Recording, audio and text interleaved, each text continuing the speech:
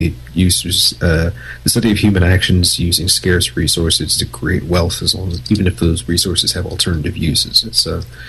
But counter economics is simply the doing human action that is counter to the state's authority, or say the state says something is wrong and it actually isn't morally or ethically wrong, but it's a malum prohibitum rather than a malum inse. It's doing those things as well. So sometimes there's a gray market to it and a black market to it, but doing the things that the state says are okay, simple white market things, are not going to take down the state. They don't threaten the state in any way. Doing things in competition with the state, like providing better security, moral, ethical security, or providing health services, for example, without a license, those are black market, gray market activities. And those are the things that actually do bring down the state.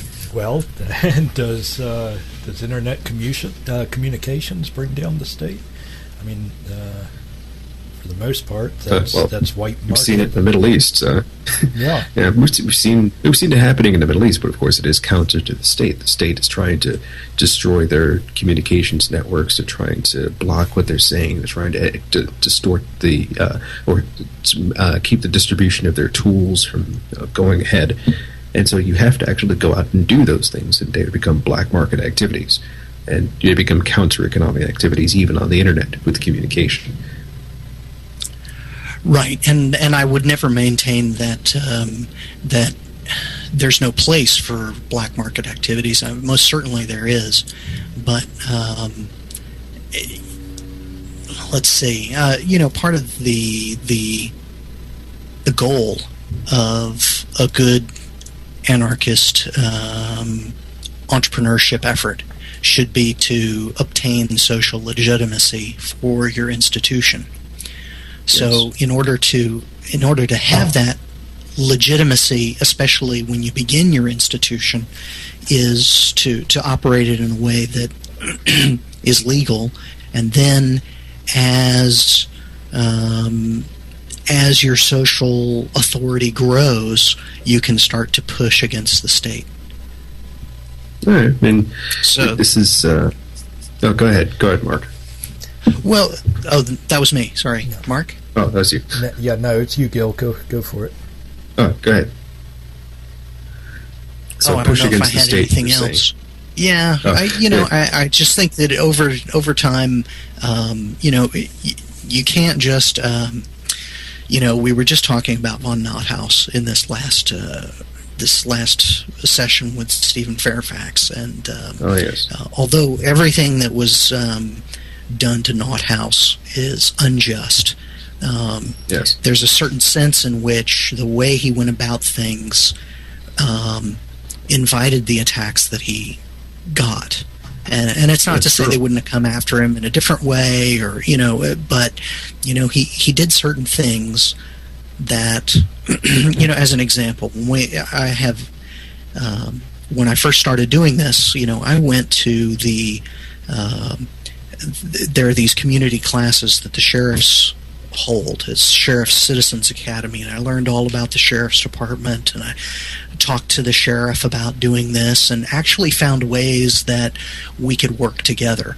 So he agreed that when I start the business, he's got all of these alarm calls that he doesn't like because 99% of them are false alarms, and he'd be willing for me to field them all. And for me, they're just marketing opportunities. And there we're cooperating with the state, but not in a way that relies on it, and not in a way that that legitimates it. And so I think there are ways to even work with I know this is horrible, but you can actually work with the cops in certain ways. But you have to have this anarchist core where you know what your principles are, and you have clear lines that you're not going to cross, and certain things you're not going to do. So that's all I had to say on that. Okay. I mean, I'm thinking really the idea of becoming something to replace the state is going to be it's going to have to be viewed as legitimate even before the state falls. So if you're going to say, like, so if the state, for example, monopolizes, I don't know, legal services, and you need to have pass a state described examination to become an actual lawyer in good standing in a court, in a monopoly government court, you'd have to find a way to appeal to the mass of people who actually confer legitimacy upon the state and everything else in their acquiescence to the state's depredations. And in that way, you could actually become an accepted alternative even without changing any laws or anything like that. It'd be a mass movement, kind of like how civil disobedience and social civil rights movement kind of went. So that's definitely a way. Yeah, some of my favorite business models, at least in theory, are where you place yourself between the end customer and the state to provide a service, like a mediator would do, where they're saying, okay, I'll help you resolve your disputes, and then you don't have to go to the expensive and difficult justice system. You can solve your dispute directly, and then suddenly, when the lines get longer and longer, and the delays longer, and the court costs more expensive, eventually you realize that nobody's been to the courthouse for the last 3 years. They've all done their mediation privately, and the state's just done such a bad job that it's made itself irrelevant. Right, and that's part of the reason to develop. Yeah, it's part of the reason to develop. The mediation arena in terms of case books, and it's also because there's so much mediation going on, but it's kind of under the radar. People do it in certain times, but what do they see on television? They see cop shows. So the same thing is true with arbitration, and of particular importance is I'm really hoping that there will be a libertarian lawyer that steps into the fore, and well, they're kind of doing it already. Well, I have my hopes for. Well, yeah, I heard. Have you watched? Oh, go ahead. Sorry, there's a delay. We're talking over top of each other, but I heard somewhere recently that there was a television show about mediation.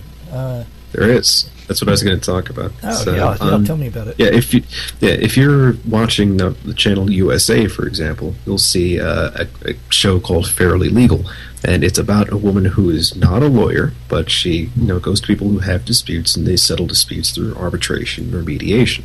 And that's just one among at least a couple of shows that they have on USA. I don't know who's over there at USA doing these shows, but it's somebody who has some ideas there. So another show they have is a doctor who has no license. He was fired from a hospital, but he goes off and becomes a private concierge doctor. And it shows a doctor doing house calls and visits in a particular area for clients for money. Wow. And he has his whole doctor business. And he's taking business away from the established hospitals and their licensed things and all that. So somebody at USA is putting out these shows. I don't know who it is exactly, but I got to find that person. But they're putting it out there, so you can see an actual show where they show the complete disruption, the complete inefficiencies of courts. So, like, nobody can get these court dates. You got to get these things settled. Nobody's willing to talk to each other. And she goes out and says, "No, what we need to do is actually talk to each other. If we avoid talking to each other, we're not going to solve our problems. We just become litigious and depend on the courts like this. We're not going to actually solve things." And so she goes and does mediation and says everybody can win. It's a win-win situation. That's what she's looking for at all times. So it's a pretty good concept. So yeah, and a much older version from a generation or two ago. You've brought up before, Gil, in the introduction to your papers, Federal Express and the Postal Service. I mean, the Postal Service has made itself so irrelevant now that if it weren't for Netflix, I don't think I'd be using it. Oh, you actually get the DVDs from Netflix? Well, oh, man, Tennyson, you better hide from my wife. I started watching Primer on your recommendation, and... man, I'm having to to watch it 4 or 5 times to make sense of it. We're on the one DVD at a time, and so I've been backing up the queue with that. And now she's listening in in the next room and has just figured out who has kept her from getting any DVDs. Hey, somebody has asked on. Go ahead. No, it's like you got to do the instant watch stuff and put everything on your queue because there's so much good stuff on there now. Oh yeah, we're streaming it all now. Yeah. So somebody here on the chat says they want to know about those clear lines when working with cops, and it's actually quite simple, and that is that you do not tolerate or undertake aggression. So, as an example, I've written before about possibilities of sharing data. For instance, the NIBRS is the National Incident-Based Reporting System that police agencies report into the FBI to share data on crimes. So they report all the incidents that they know. Being part of that system, I don't think crosses a bad line as long as you do not rely on it in a way. I mean, the ideal would be that you pay for the service that you're receiving, or that you don't want to rely on a government program for a significant amount of your business model that can crumble at some point and really should go away immediately. But to say that the service is useful is a different thing. Certainly, yes. Reporting crimes and having that available and having a common database of, if you're going to have multiple agencies in an area that are patrolling and they each know about incidents, that it should be in a common database. And one of the companies that I like is called Bear Software, and what they do is they aggregate all this data and allow people to share it. So anyway, that's just one of those clear lines, I guess. Okay. Let's see.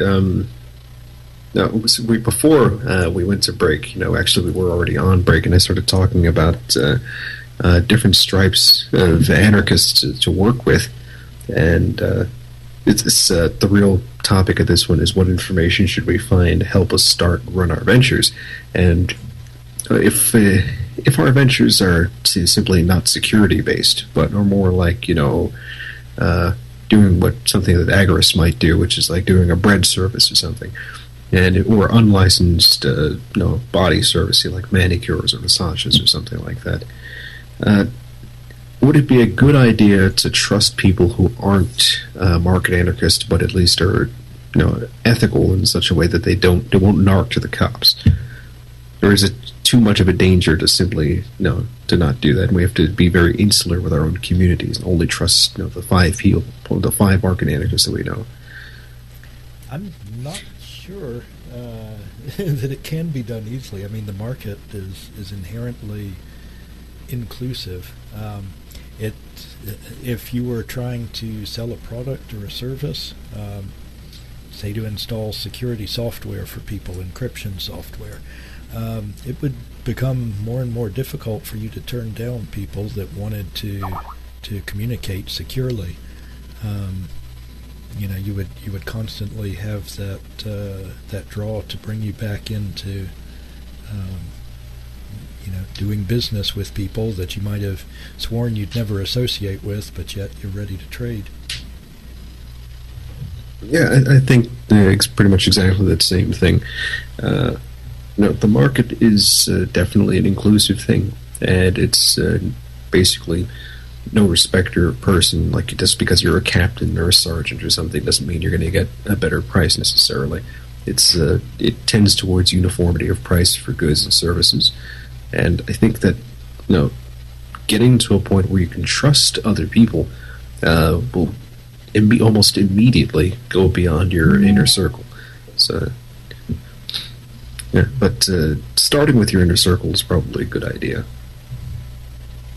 Now, one thing that I think it'd be interesting eventually to try and figure out within the AnCap Entrepreneur Network, if if the society becomes so closed and dangerous that we